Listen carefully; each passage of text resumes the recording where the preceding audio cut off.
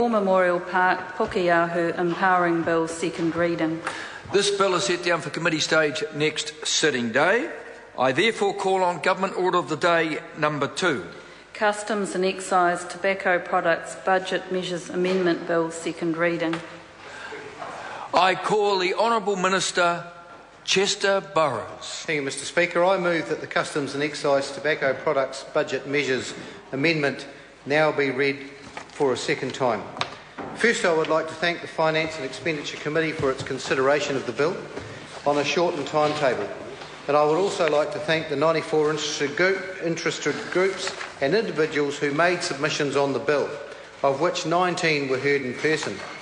The bill itself is quite short and straightforward in its intent, but it addresses a very important and serious issue for the country, and that is the enormous harm caused by smoking, which is by far New Zealand's leading avoidable cause of serious disease and premature death. The committee recommends by majority to the House that the bill be passed without amendment. The majority view in the committee across all but one of the parties represented in this House was fully supportive of the intent of this bill to discourage smoking by increasing the price of tobacco.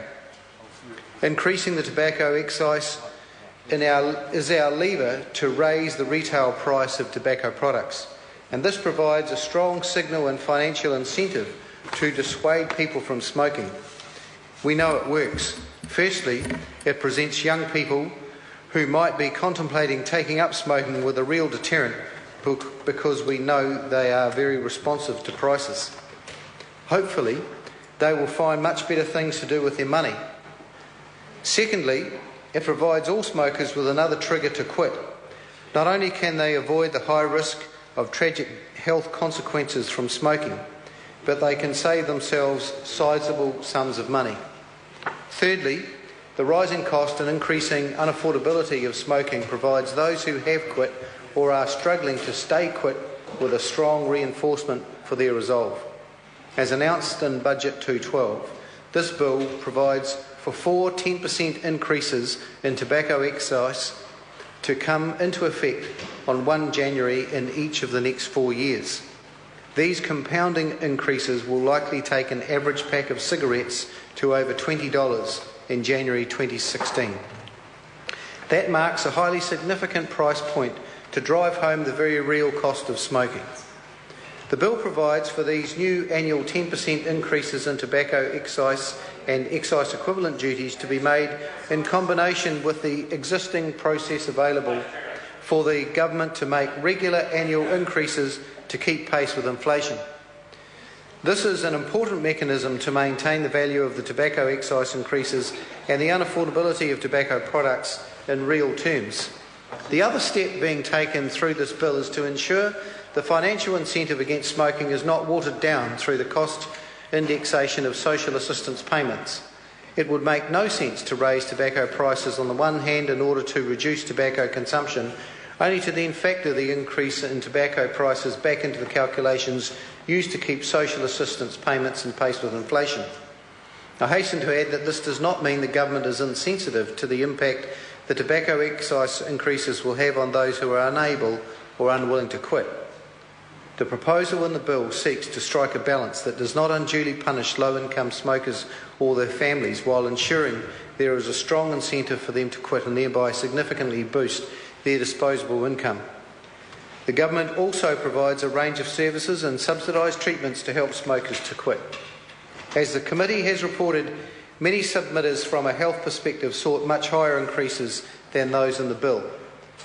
Tobacco makes up a little over 2% of the total basket of products measured by the Consumer Price Index, and so the tobacco excise increases in this bill will have a noticeable impact on consumer price inflation. However, for non-smokers, there is no impact on their spending power, whereas for smokers, the whole point is to ensure that they see the full force of the financial incentive to dissuade them from smoking. For that reason, the bill proposes removing tobacco price inflation from the calculations used to adjust superannuation, working for families and other social welfare payments in line with inflation. To achieve this requires consequential amendments to a number of pieces of legislation.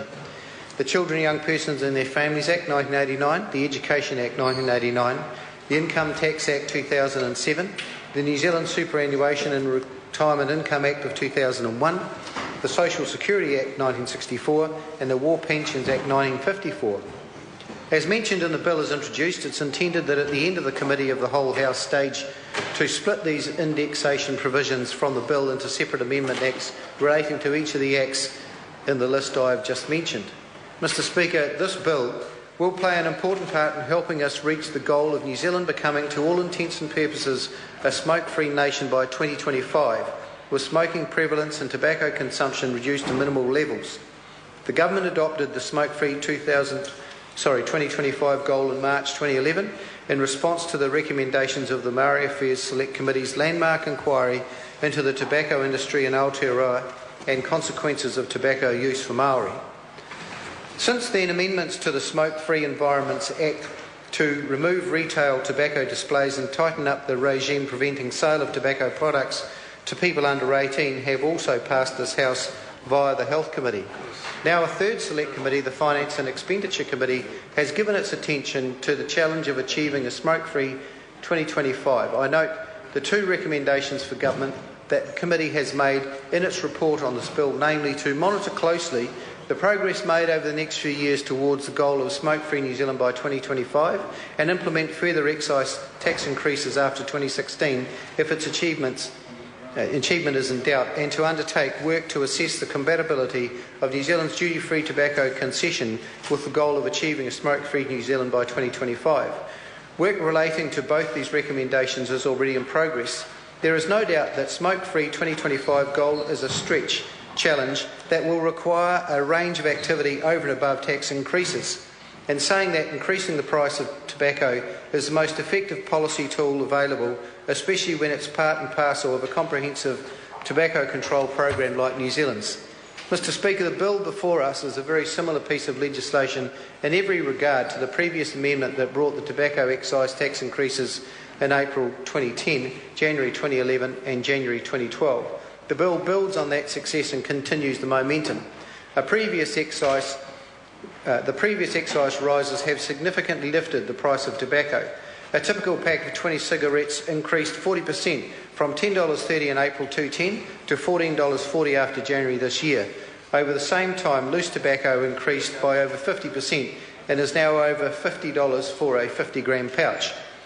Research tells us that for every 10% increase in the price of tobacco, tobacco consumption will decrease by about 4%, and this is exactly what we have been seeing.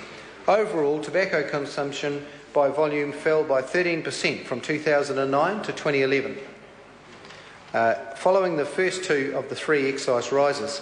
This is in marked contrast to the previous 5 years when there was an overall decrease in tobacco consumption of only 3%. Smokers have been cutting back, but more importantly, there is also evidence that they have been quitting and, best of all, not starting. The previous excise tax increases resulted in immediate large increases in the number of people attempting to quit smoking, seen, for example, in spikes to quitline call rates. Preliminary New Zealand Health Survey data from the last 6 months of 2011 shows that progress is also being made in reducing the adult 15-plus daily smoking rate. In 2006-07, the annual smoke rate was 18.1%, and the preliminary figures to hand, this has been reduced to 16.2%. Every 1% drop in prevalence means 30,000 less smokers and potentially thousands of lives saved. And there has also been particularly pleasing results in relation to reducing young people smoking. The large annual ASH Year 10 snapshot survey shows the number of 14-year-old daily smokers dropped by a quarter to only 4.1% in 2011. 70.4% of Year 10 students had never smoked, an increase from 64.3% in 2010. The fact that these reductions in school children taking up regular smoking is being seen across all ethnic and socio-economic groups and is encouraging for the future. Mr. Speaker, while the increases in tobacco excise in 2010, 2011 and 2012 have reduced tobacco consumption and prompted thousands of smokers to quit and helped protect our youth by discouraging them from taking up smoking, we cannot and must not rest there. That is why this bill is needed to bring a further series of annual 10% increases over the next 4 years, and that is why I commend the bill to the House. The question is that the motion be agreed to. Ian Lees-Galloway. Thank you very much, Mr. Speaker. The Health impacts of tobacco smoke